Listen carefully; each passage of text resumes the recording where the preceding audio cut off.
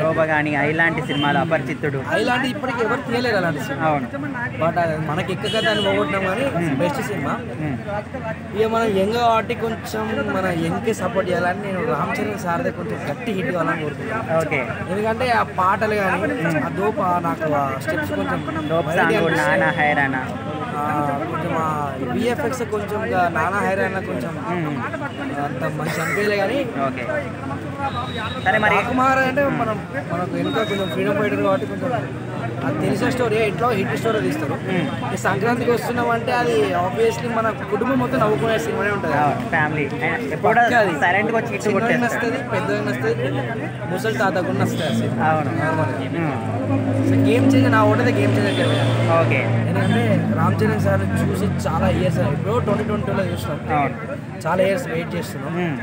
6 pack అట మరి బట్టలు చింపుకుంటాం డైరెక్ట్ థియేటర్లో నార్మల్గా పోతేనే చింపుతాం.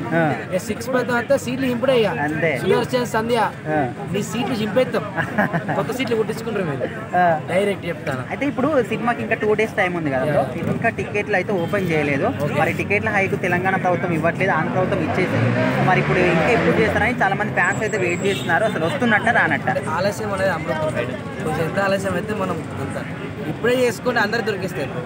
కొంచెం స్టార్ అయినప్పుడు కొంచెం మనకు కొట్లాడుకోవాలి కానీ అంత ఈజీగా దొరకదు. మరీ ఆలస్యం అయితే కూడా ఆలస్యం అవడం విషయం కూడా ఛాన్సెస్ ఉంటాయి కదా. ఈ విషయం అయితే దాన్ని పక్క పడేస్తాం అట్లా ఏం లేదు కానీ మనకు బెనిఫిట్స్ కూడా తీసేసేళ్ళు. అది కొంచెం ఘోరంగా సాడ్ విషయం మనకు. చూడాలి, ఆంధ్రాలో అయితే బెనిఫిట్స్ వాళ్ళు ఉన్నాయి. ఎట్లాగో రివ్యూస్ యూట్యూబ్లోనే ఉంటాయి సినిమా అంతా. ఫస్ట్ థియేటర్ల కన్నా కొంచెం ఆ రివ్యూస్ చూడకుండా సినిమా చూద్దాం మనందరం. ఓకే. ఎందుకంటే పెద్ద సినిమా చాలా కష్టపడరు, డైరెక్ట్ థియేటర్ రివిజన్లో ఎంజాయ్ చేద్దాం దాన్ని. ఓకే. రివ్యూ చూసి అయితే ఓకన్ పోయా. నా సజెషన్ ఏంటంటే 100 రూపాయలు 150 200 ఎంతో పెడతాను, అది డైరెక్ట్ చూద్దాం ఆనందిద్దాం. కానీ ఈ రివ్యూలు చూసి పెట్టే 200 బాధపడకుండా సినిమా మొత్తం వద్దు. మనం ఒక సీన్ అంటేనే ఒక ఎంజాయ్మెంట్ బ్రో. ఒక 2 గంటలు బయట ప్రపంచం మర్చిపోయి సినిమా చూడాలి మనం. ఆ 2 గంటలు మనకి ఏంటంటే మనకు బాధ ఉన్నా ఏది ఉన్నా మర్చిపోతాం.